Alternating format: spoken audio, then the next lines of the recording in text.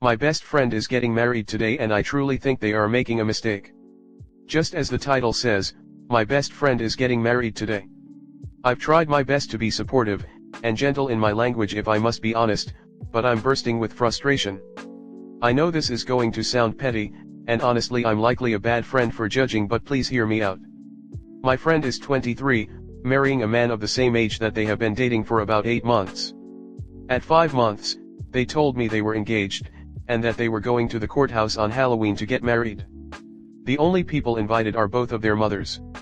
A proper wedding ceremony will be held in the spring where everyone will be invited.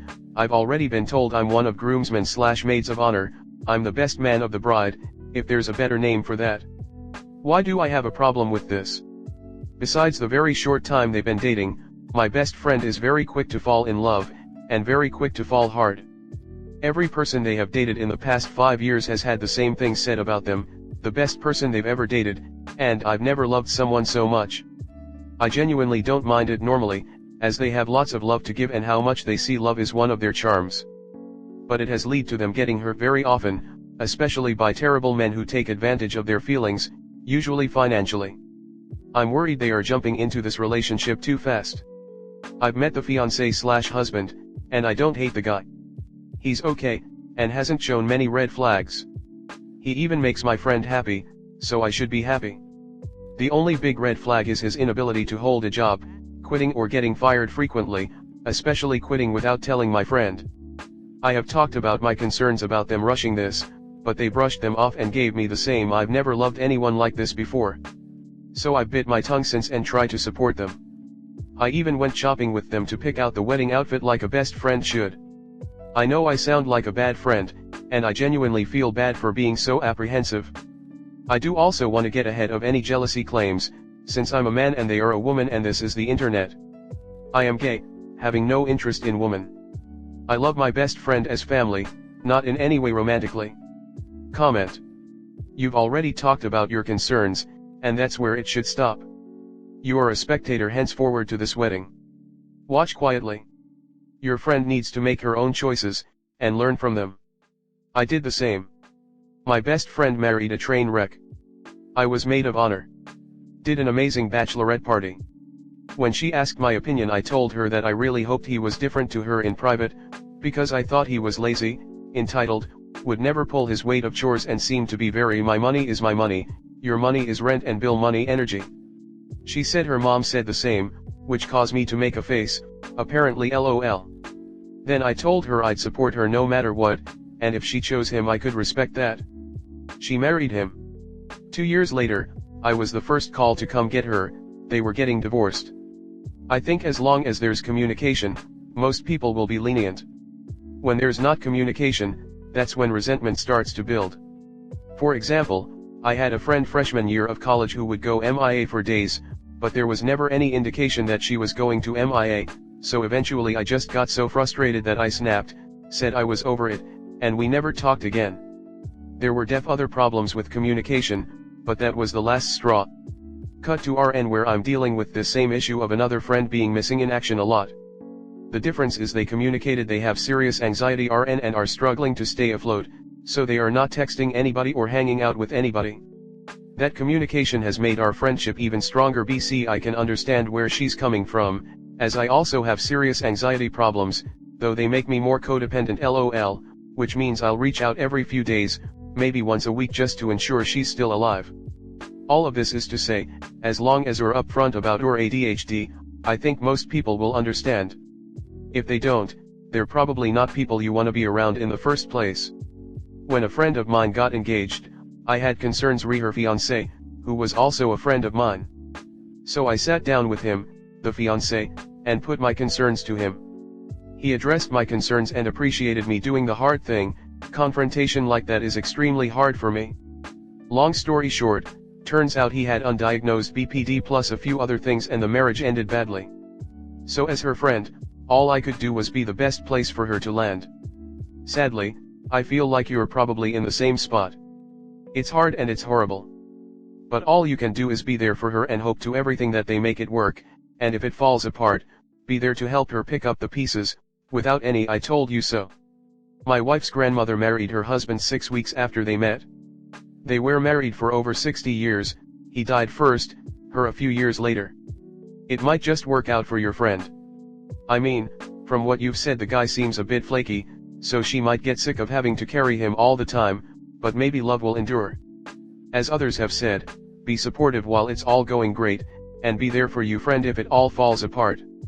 My grandparents have a similar story. Married after a couple months, have been married for over 50 years. I got married after 8 months and divorced 5 years later, for a specific reason that may not remotely happen to Op's friend. It could work out, or it could not. Op just needs to be there for support no matter what happens. I hope it works out for Op's friend, truly. At this point voicing concerns couldn't have changed anything, their minds were made up. If I could go back in time I wouldn't have invested so much time in my friends' love lives. All it did was cause tension between friends and I wasted so much time and energy. My advice is to let it be, nothing you say will change her mind, just be there when and if she needs you. I watched my best friend get pregnant, planned, and marry an absolute horror show of a guy. At the wedding, me and the other best woe/man laid bets on how long they would last. It took her 10 years and 2 kids to finally break free. Sometimes, you just have to watch them make their mistakes, and be there for them to vent to and to help pick up the pieces when they've finally seen the light. And at least 50% of her kids were absolutely worth the 10 years, and now she just got engaged to a really good guy, so one dumb choice doesn't have to mean she'll derail her whole life, it just means she may take a little longer and some detours to arrive where she wants. Story 2. My dad's GF is trying to erase my mom. A little bit of background. I am attending college. I work as a waitress at a diner. I lived with my dad because our house was close enough to my college so I didn't have to live on campus. My dad let me stay rent-free as long as I did housekeeping such as taking out the trash, doing dishes, etc., which I thought was a good deal. This'll come into play later. However, due to the events I am about to explain, I am no longer living with my dad. I lost my mom to cancer about 3 years ago. My dad and I were devastated, and I never truly recovered. A little over a year ago, my dad announced he was seeing a new woman. I officially met her when we all went out to dinner together at my dad's favorite restaurant. My dad's GF is a very loud and brash person, she doesn't have very much of a filter, and can get a bit impatient. I wasn't a huge fan of her, but I kept my opinion to myself for the sake of my dad's happiness. After a few months, my dad's GF moved in with us. Over the next year, my dad's GF became very pushy about us spending time together. She didn't care if I was sick or tired, or how much work I had to do, she was obsessed with us going out and doing some activity together, which, might I mention, was always something she wanted to do, regardless of whether I liked it or not. She would hug me a lot, which made me very uncomfortable, and always talked about how we're the most amazing mother-daughter duo. Again, it made me agitated but I kept my mouth shut. Until one day shit hit the fan. I have a picture of me and my mom that I would keep at my bedside, when I lived with my dad. A week ago, it mysteriously disappeared. I asked my dad and his GF if they had any idea where it was, and my dad said I must have moved it while I was dusting. I spent the whole day looking for it. I couldn't find it anywhere in the house. I knew something was off because I would never just misplace a picture of my mom.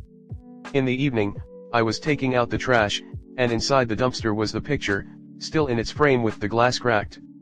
To say I was livid would be a huge understatement. I didn't throw the picture out, and my dad has never touched it, so it had to be the GF. I got the picture out, and stormed inside the house. My dad and his GF were in their room upstairs.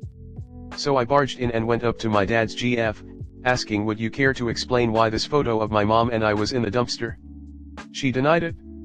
She said she had never touched the picture, claiming I must have thrown it out by accident. I called her a liar, and my dad told me to show some respect. She then confessed to throwing out the picture, and proceeded to play the victim. She cried, saying she felt neglected and that I would never love her the same way I loved my mom and that she just wanted to be a part of the family, blah blah blah. I snapped. I told her that she was right, I would never love her like I loved my mom, because I would never love a lying bitch who stole from me. My dad took her side. He asked how I could be so cruel and that she just wanted to be loved and appreciated. I told my dad that his GF had always been annoying and overbearing.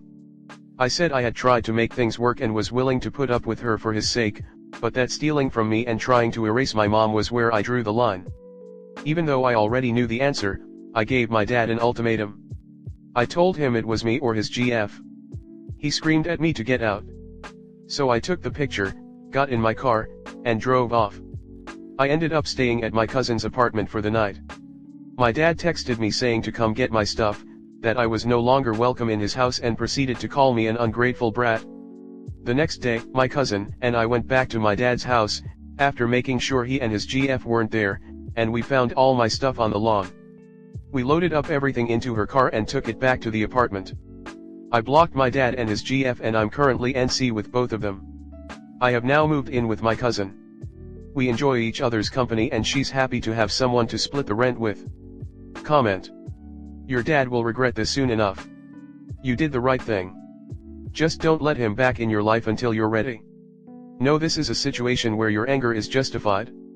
I'm so sorry you've dealt with this, and welcome to the NC Club with the Sperm Donor Club. My DMs are always open. But I'm proud of you for standing your ground. Listen, sweetie, you did nothing wrong. She blatantly disrespected your space, disrespected your personal items, and even threw away a sentimental picture.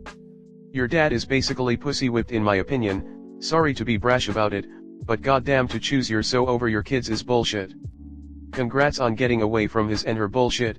I know it's sad, cause who would think you'd basically lose both parents, and one cause they chose a psycho bitch over their own kid. I hope your life going forward is nothing but good and happy, and hopefully someday your dad realizes how dumb he was for choosing anyone over you.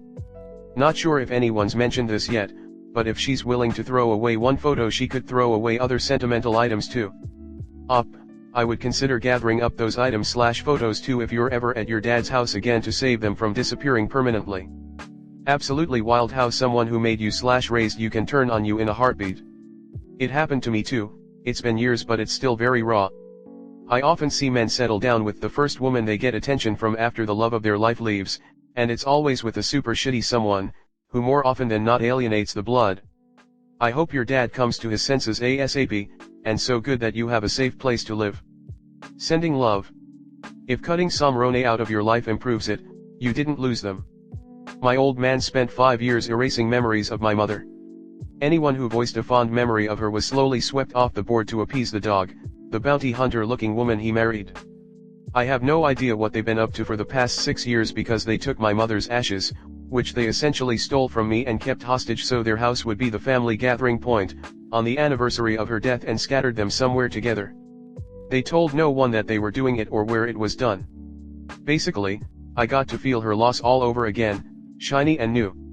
Last I knew, her adult son, who shares my first name, was living on their couch, so I was literally replaced by a different model son. Unless the information comes to them from someone else, my children will not even be taught his name.